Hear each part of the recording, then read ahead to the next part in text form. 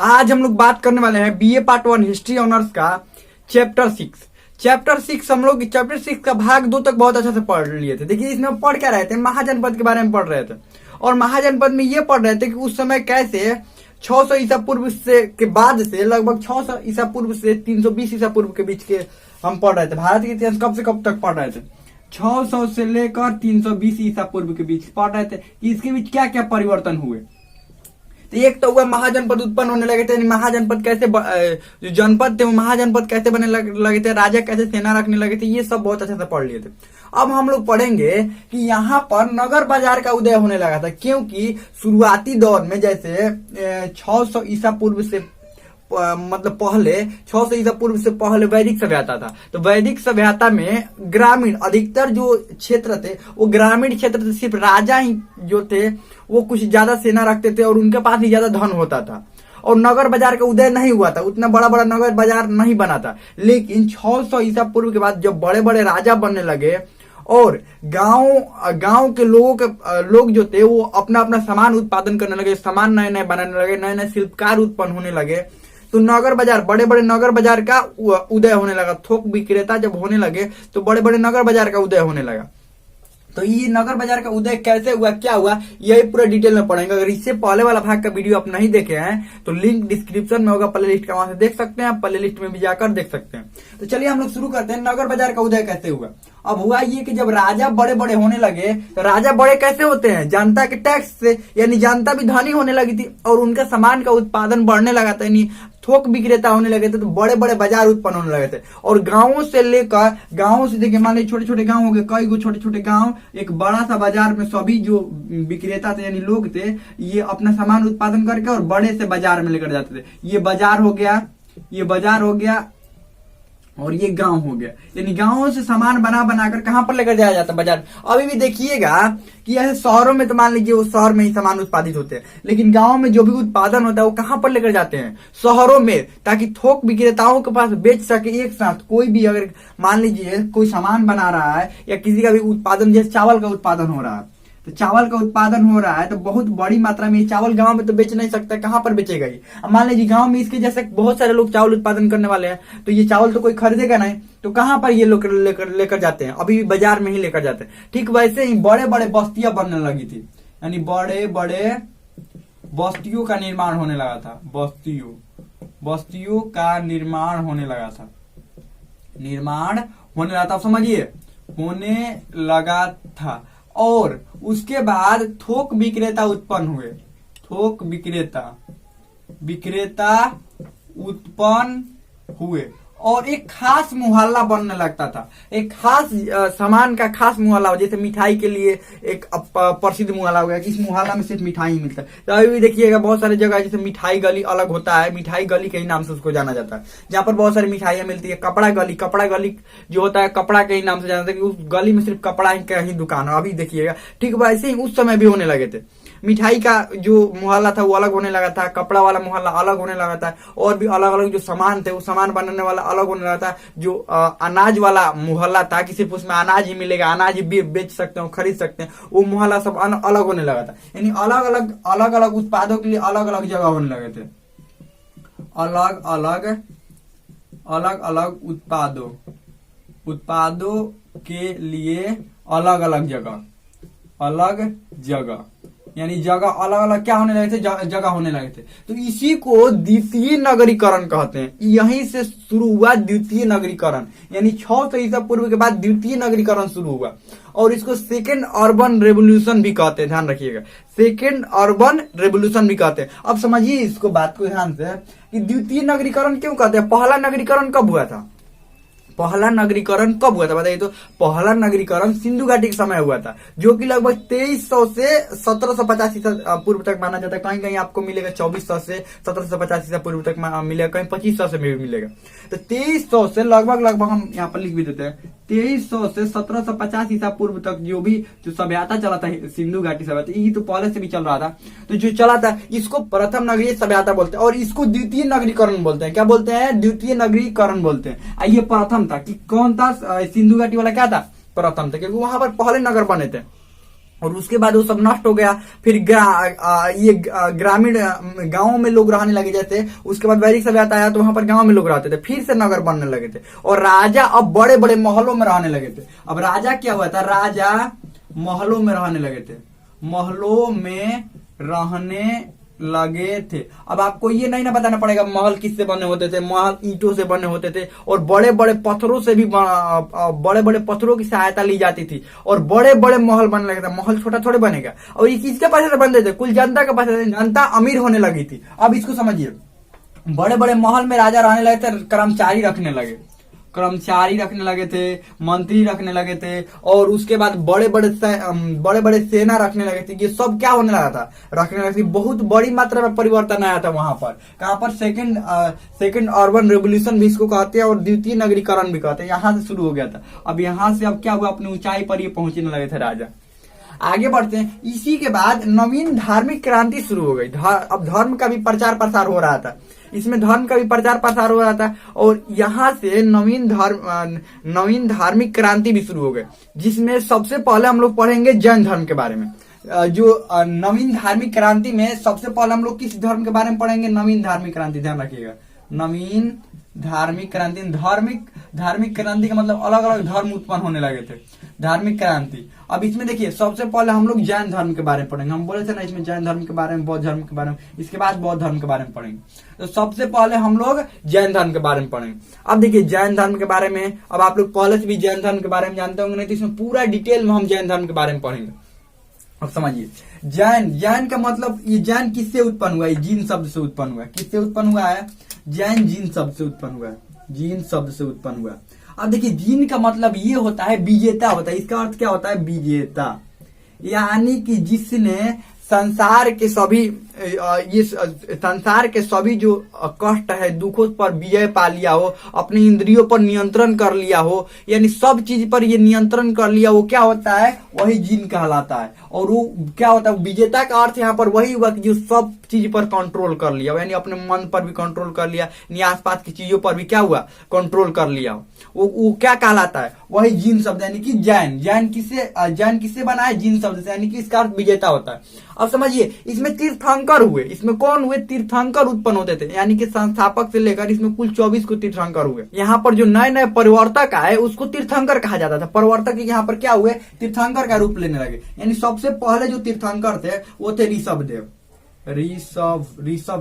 अब ऋषभ देव को पहले तीर्थंकर माना जाता है। अब ऋषभ देव, ये देखिए, एक राजा के पुत्र थे, ध्यान रखिएगा।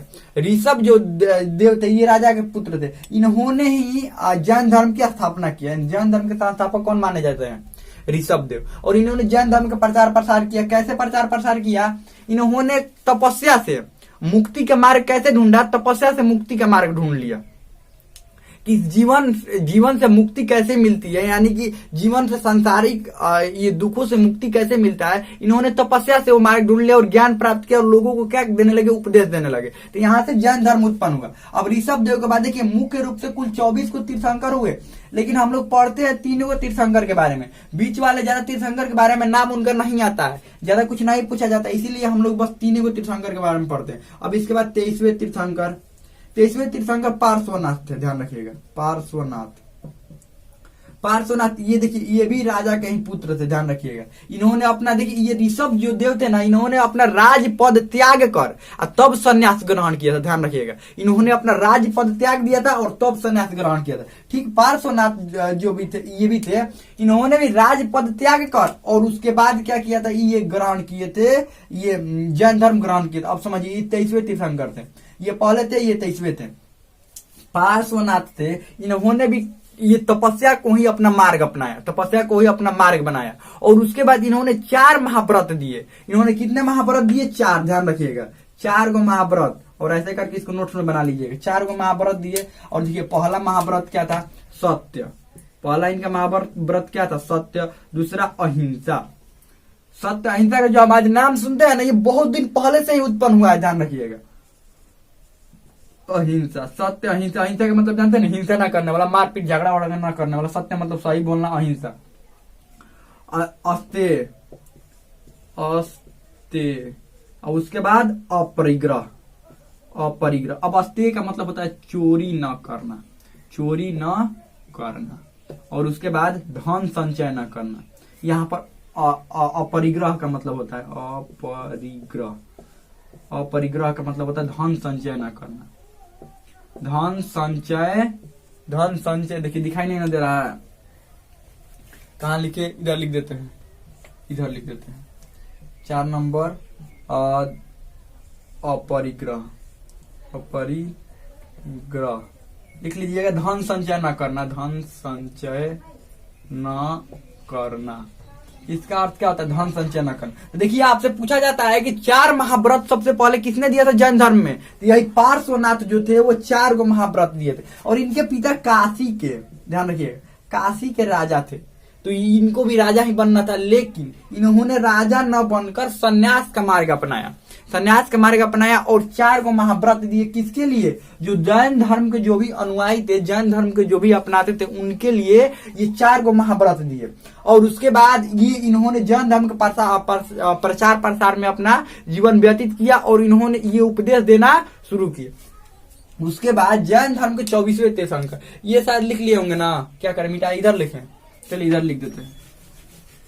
जैन धर्म के 24वें तीर्थंकर के बारे में बात कर लेते हैं। 24वें तीर्थंकर कौन हुए? 24वें तीर्थंकर यानी कि ये हुए महावीर, महावीर ये 24वें तीर्थंकर थे, ध्यान रखिए। अब इनके बारे में पूरा अच्छा से समझते हैं, इनका जन्म समझते हैं, और ये अंतिम तीर्थंकर थे, 24वें और अंतिम तीर्थंकर थे। ये पहले तीर्थंकर ऋषभदेव, दूसरे पार्श्वनाथ, सॉरी दूसरे बोल रहे हैं, 23वें पार्श्वनाथ, और ये 24वें कौन थे? महावीर थे।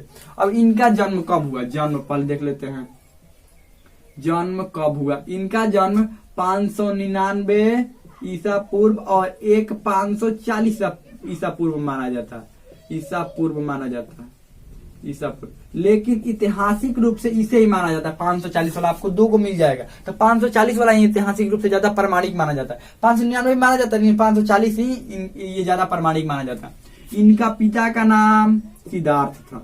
कौन थे? इनका पिता का नाम सिद्धार्थ था। ये ज्ञात्रिक कुल के प्रधान थे। इनके पिता क्या थे? ज्ञात्रिक कुल के प्रधान थे, ध्यान रखिए,